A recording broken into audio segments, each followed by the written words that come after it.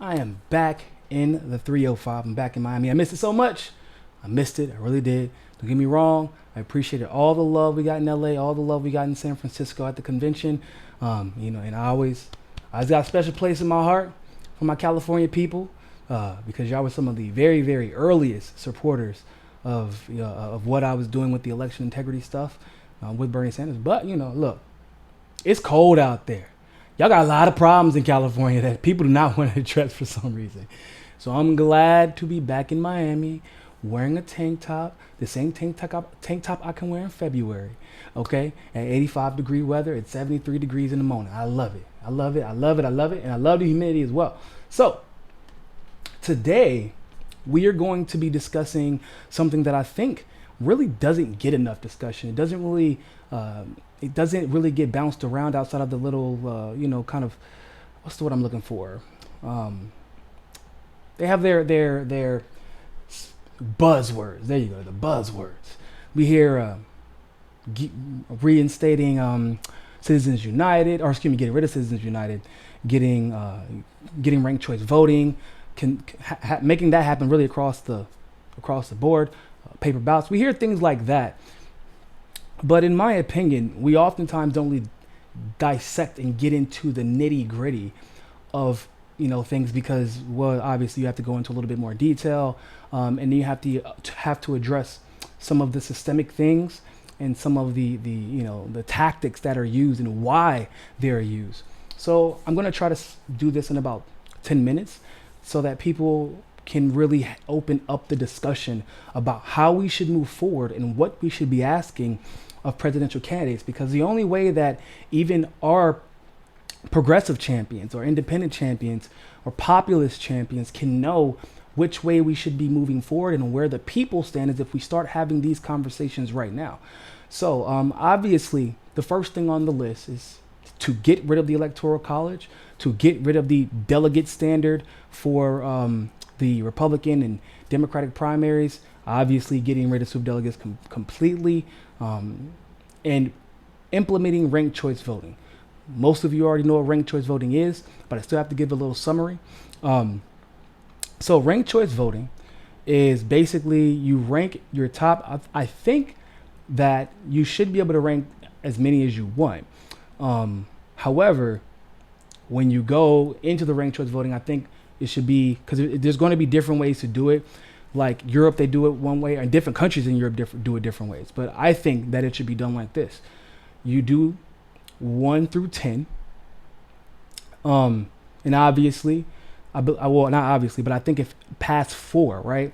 So you do 1 through 10, but any vote that you get where you're past 4, it won't count towards you, or it'll count as quote unquote 10, even if that, right? Because when you're doing ranked choice voting, the addition works backwards. The people with the quote unquote lowest, the lowest sum are the ones who are doing the best. So obviously, if you're not ranked at all, you got to have a plus. If you do like 10 people, you have to have a plus 10 because that means people do not like you. Now, with that being said, why is that the best way to go about doing this? Well, for one, the Electoral College is trash. Now, in our current system, before we dismantle it, it does a decent job. I think that Hillary, well, for one, she cheated a lot. So her using the argument of the popular vote, when we know for a fact Jill Stein has done a fantastic job exposing that lie, and several others as well. She did not win the popular vote, I believe, in the general election. I don't believe she won the popular vote in the primary election. Now, I will say this, though.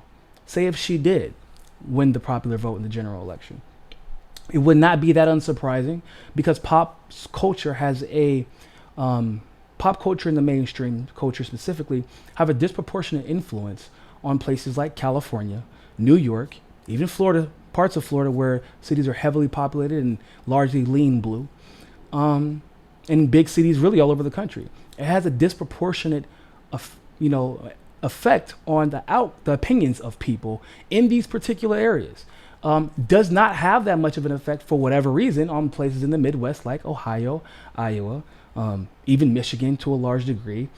And it's interesting because I think it's emblematic in why Michigan seems to always do this, whether it's in a primary election, whether it's in a general election.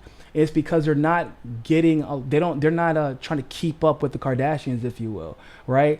Their conversations are largely not based off of superficial things like what did you watch on television today, or what's the coolest outfit to wear, who the coolest candidate is to back at that time. They're engaging with these people regularly, and that's largely because these candidates understand how not easily influenced, but how you have to influence an Iowa voter to vote for you. You're not just going to walk up on TV one day and convince them that you're the right candidate, and they're not going to necessarily listen to MSNBC, CNN, or even Fox News to determine. So that's why unpopular vote is bad in our current system, and the electoral college is okay in our current system, but we need to rid both and implement ranked choice voting at both the primary levels and the general election levels. So the reason why it's good to do this, right? So there would have been a lot of people, say if Hillary did win the popular vote, there would have been a lot of people to have, in the general, I should say, to have put her at number one. A lot of people. But there would have been a lot of people that would have put her, if we do the top 4 for a presidential election, for example, or we can do top 10, but let's just say top 4. I don't think people could have put her at 10 though, right? In a ranked choice voting election, how many people would have put Hillary Clinton at 10 and that would have been a plus 10 for her? How many people do you believe would have put Jill Stein at number 10? Now there would have maybe a lot of people that would have put her at number 2, maybe even number 3 to Gary Johnson. A lot of people would have still put her at number 1, but I can almost guarantee that an election with 1 out of 10, because of her experience, because of her advocacy, because of how large the Green Party really is at this point, and how many people hated Hillary, there would have been a lot more people who would have ranked Hillary Clinton at 10, despite how many people ranked her at number 1, than Jill Stein. Same thing with Trump. A lot of people would have ranked him at number 1. A lot of people would have ranked him at number 10. So Jill Stein being in another party, right, representing her party. I'm not including Bernie in this conversation because he didn't represent his party in this scenario. Jill Stein and Gary Johnson would have likely had a higher opportunity to be at 1 and 2. Why? Because more people tolerated them. More people saw them as a reasonable, like as my number 2. I would have, number 1 would have been Jill Stein. Number 2 would have been Gary Johnson. I didn't agree with him on everything, but I found him a lot more tolerable than the Hillary Clinton. Period, point blank. And Donald Trump.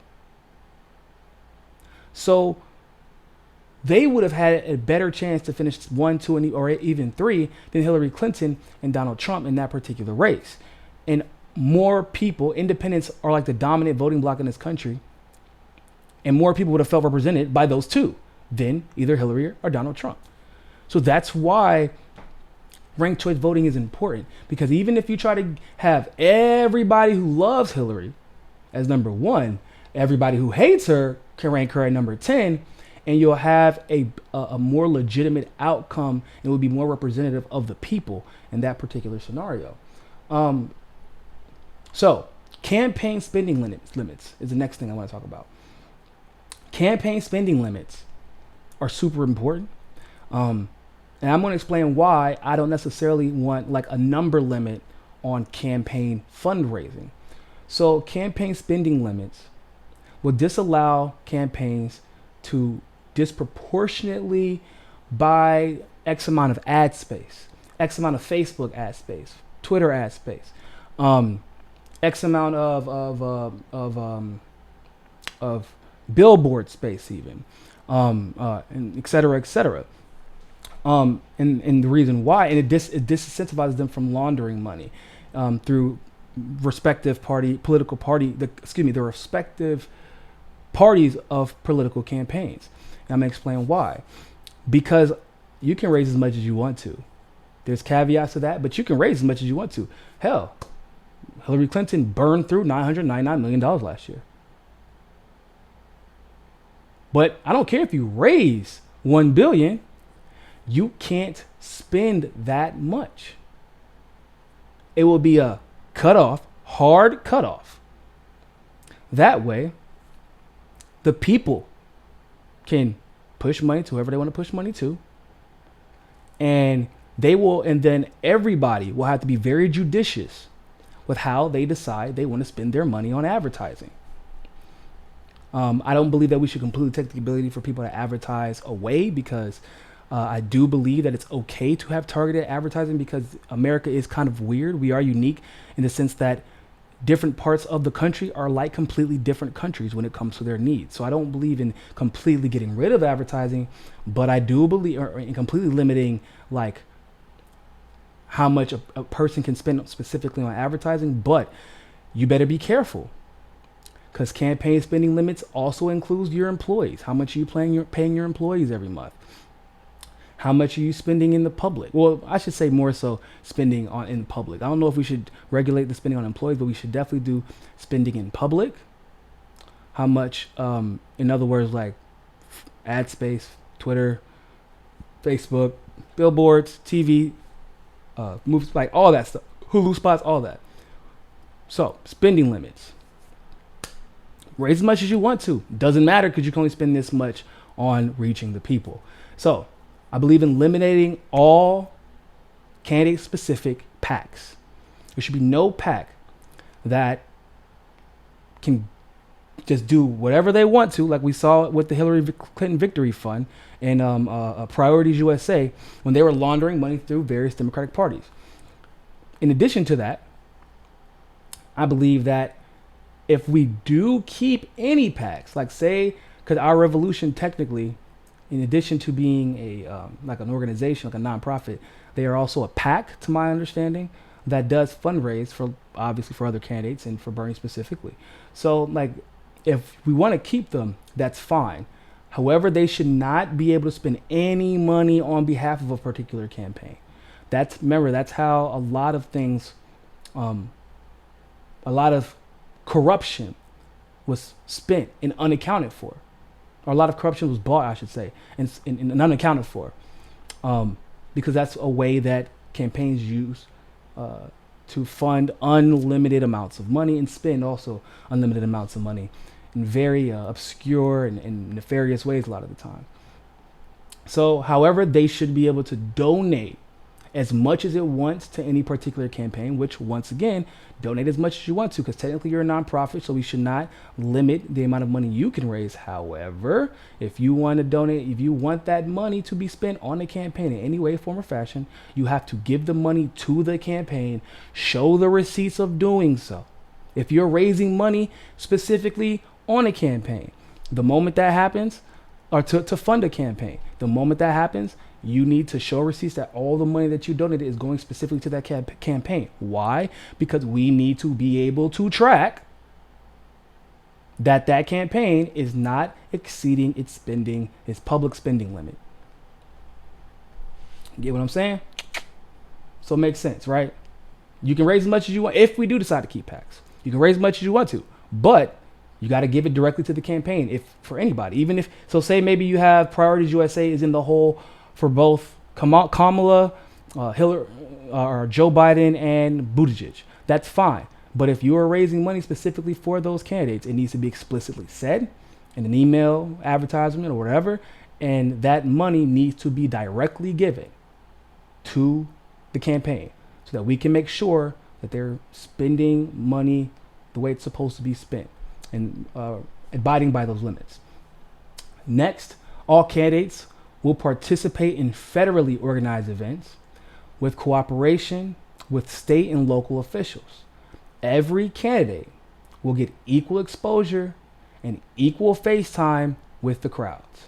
And I think this is very, very, very important, because right now, basically getting from event to event, buying venues to host these events at, having a campaign get volunteers and pay people extra money to run these events. Obviously, it can disproportionately affect, I don't want to call them fringe candidates, but candidates that may be outside of the establishment or are less mainstream, but still have a fantastic message. Even if they don't win, their message still needs to be heard, right? I think we all agree on that. I think that the best way to handle this is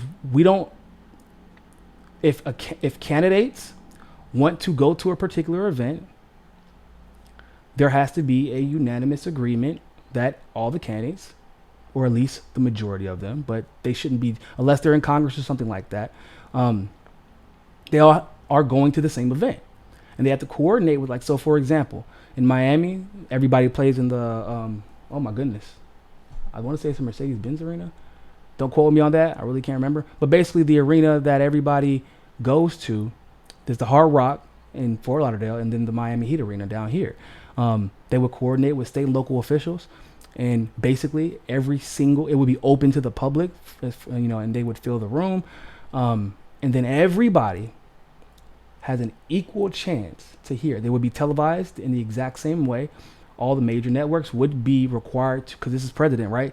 Can't have any ignorance. We should be educating and really putting people in a position to have equal and equitable access, whether it's at work, whether it's in a doctor's office, whatever. We should be able to see these things, see these forums, and that way people can compare directly.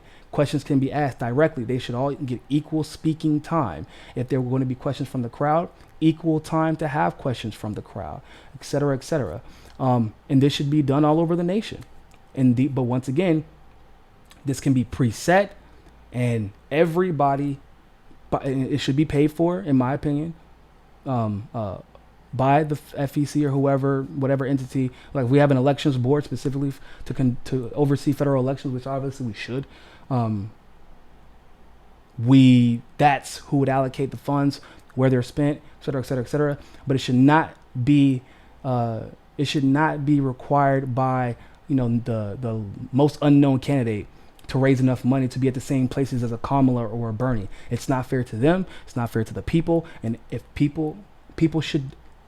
if there is a message that needs to be heard, then this should be heard by people. That's a general election now. The primaries would be a little bit different, but that we can talk about that later.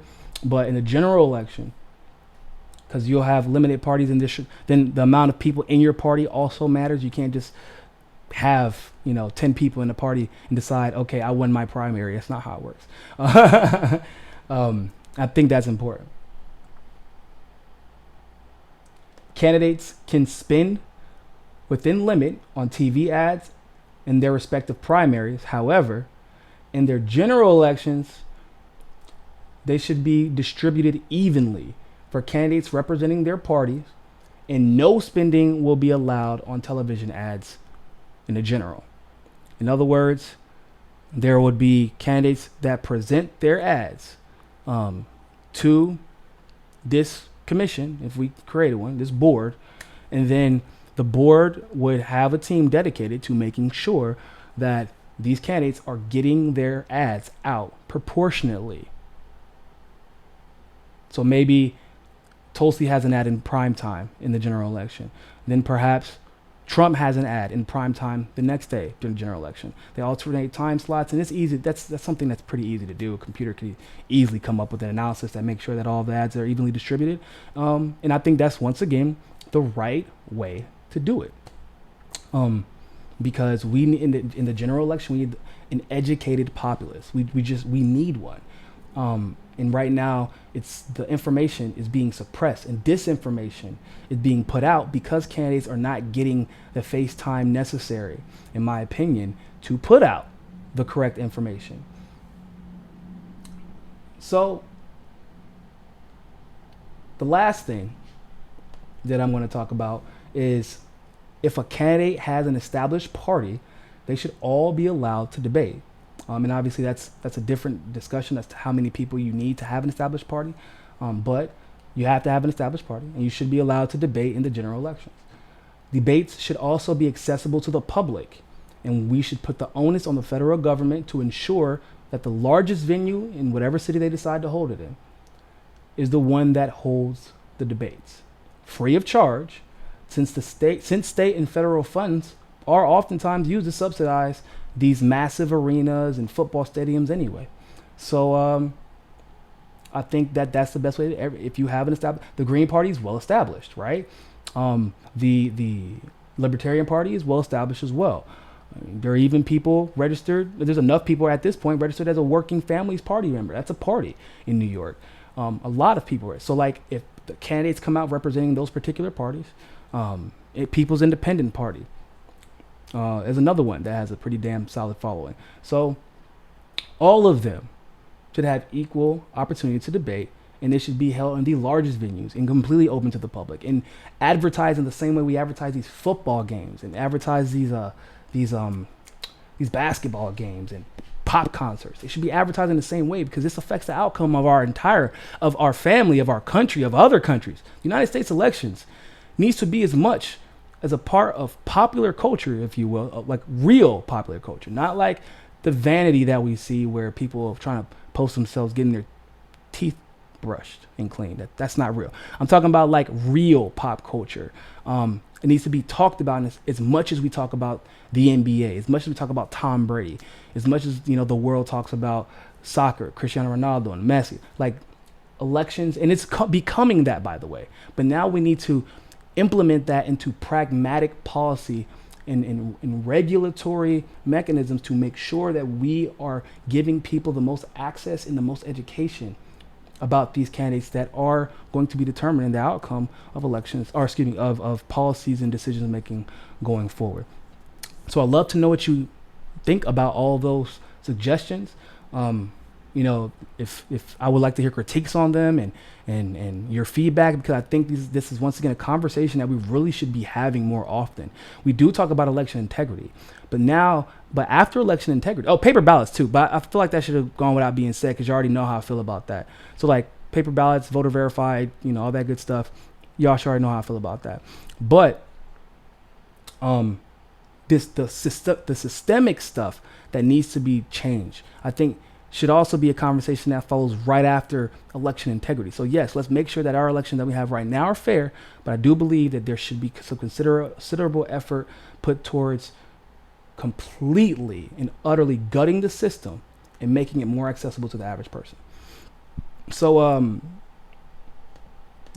let me know what you think. Hit that like button, smash it. Make sure you still subscribe. Leave a comment below with your opinion, and remember, more than anything else, people, find your balance. Peace. Thanks for watching that segment of Mikasa Sukasa. Make sure you follow us on Twitter, on Facebook, on Roku TV, and on JustNForm.com. Also, you can make sure that you're subscribed to the channel by going to the subscribe button, pressing it, and hitting that notification bell to get all of our notifications. And of course, you can help us reach our goal of 500 patrons on Patreon by supporting the show by donating as little as $1. You can click on the link in the description below for that. And remember, more than anything else, find your balance.